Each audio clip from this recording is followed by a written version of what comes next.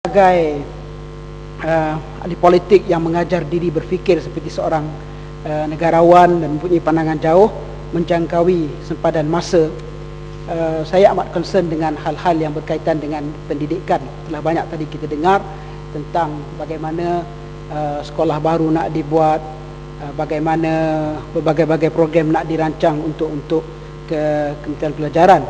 Saya menerima satu aduan daripada sekumpulan guru yang ingin maklumkan di sini dan ingin mendapat penjelasan daripada kementerian yang berkenaan tentang permasalahan guru-guru yang sambung belajar. Itu yang dipetua, mengikut maklumat yang terima ini, dasar yang dilaksanakan oleh JPA dikatakan tidak adil kepada guru-guru yang menyambung belajar.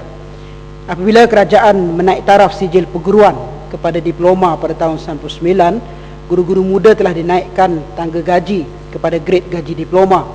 Tiada perubahan kepada guru-guru yang lama kerana gaji telah melebihi P1 dalam skim gaji diploma. Dan apabila kerajaan melaksanakan sistem syariat Malaysia dan menetapkan time base iaitu 10 tahun perkhidmatan kepada guru-guru bukan siswazah DG 29 untuk naik grade DG 32 mulai 2003, guru senior yang melanjutkan pelajaran sekali lagi terlepas peluang kerana telah berada di grade DG 41 walaupun telah berkhidmat 10 hingga 20 tahun dalam grade DG 29 sebelum memperoleh ijazah. Nah, apabila kerajaan menaikkan gaji kaki tangan awam kepada 25% untuk kaki tangan sokongan dan 15% untuk kaki tangan pengurusan dan profesional, guru-guru yang melanjutkan pelajaran ini sekali lagi ketinggalan dari segi gaji kepada guru-guru yang baru dalam perkhidmatan pendidikan.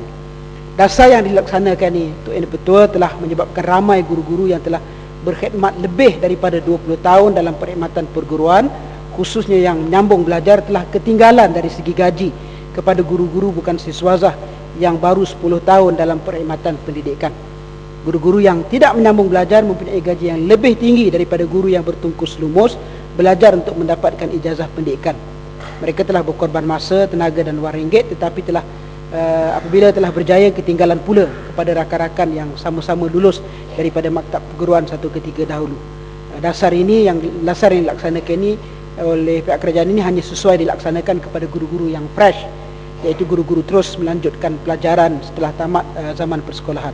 Tetapi dirasakan sangat tidak adil kepada guru-guru lama dalam perkhidmatan perguruan yang baru memperolehi ijazah pendidikan. Rata-rata guru-guru ini telah berumur antara 35 hingga 45 tahun sebelum berpeluang melanjutkan pelajaran dan memperolehi ijazah pendidikan. Menyentuh juga tentang pendidikan, banyak dibangkitkan oleh guru-guru, oleh peserta ibu bapa.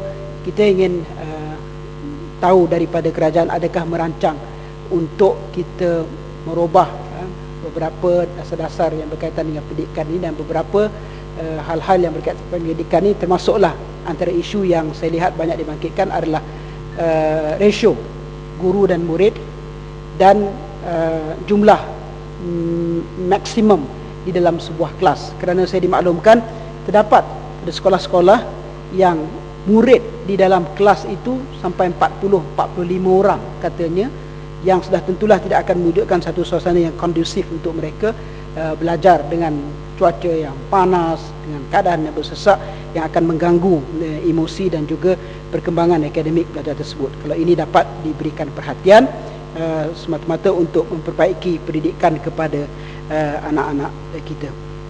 Akhirnya yang dipetua, seperti mana yang saya sebut di dalam sebelum kita berhenti rehat tadi, saya ingin sangat melihat kepada proses reform ini berlaku dalam parlimen kita, sebab di sinilah tempatnya, di dalam dewan inilah kita menentukan masa depan negara, kita menentukan keadaan negara ini. Di tempat undang-undang dibahas, di tempat dasar-dasar ditentukan. Mudah-mudahan dengan democratic governance yang kita amalkan di dalam dewan ini, di dalam parlimen ini, akan memberi kesan kepada sebuah pengurusan dan pentadbiran negara yang akan akhirnya dimanfaatkan oleh rakyat. Terima kasih banyak.